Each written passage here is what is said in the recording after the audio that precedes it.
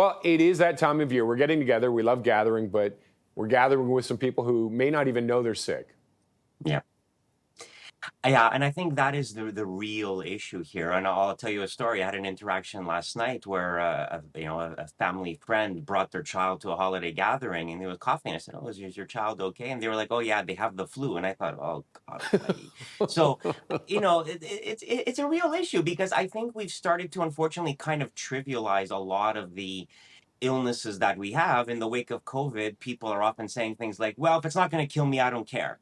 And there is a middle ground in there where, illnesses are still an issue. So if you are sick, if your child is sick, if they are still recovering from an illness, if they still have a fever, if they're still coughing, this is not the time to get together because you will be spreading the illness to other people. You will be making other people sick. And that is a potential issue because while you probably won't die of influenza or of COVID if you've been vaccinated, bear in mind that there are other people that are not in the same shape as you. There are a lot of other people out there who are vulnerable, who are immunocompromised, who are elderly, and you could be making them sick. And while you might have a relatively mild case, other people might have a very, very severe case of whatever. What can you do to protect yourself? Because there's no doubt there are people that are going to show up with their kid who has the flu.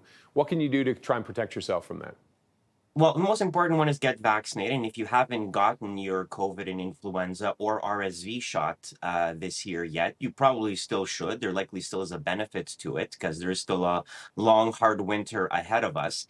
The other thing, too, is that if you're hosting a gathering, I mean, indoor air quality makes a difference. And while, when it's very cold, opening doors and windows may not be practical, if you are planning to host a large gathering, getting air filters for your home or running that's really what's going to make the difference. I think the one thing that we did learn as a result of COVID is that air quality makes a difference. So running the fans that the air is circulating or getting a portable air filter, it is going to help get virus particles out of the air. And that is going to make a difference. You don't see it, which is part of the problem. And I think that's why a lot of people have had trouble sort of latching onto this thing.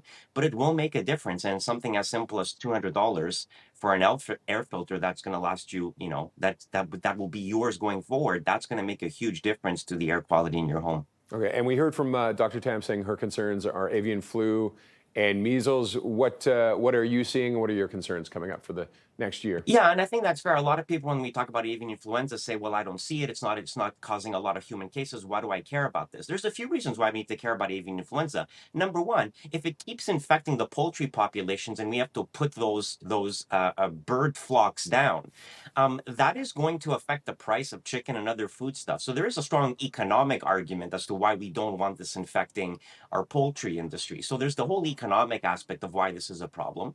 But we also don't know how this is going to evolve.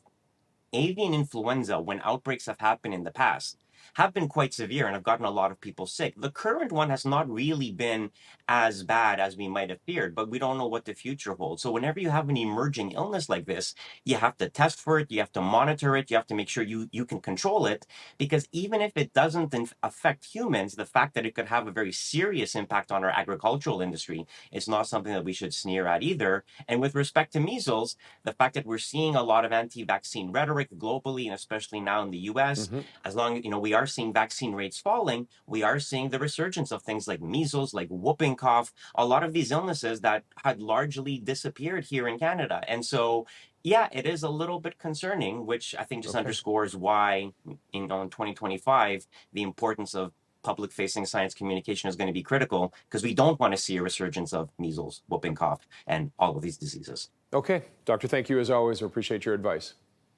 My pleasure. You take care.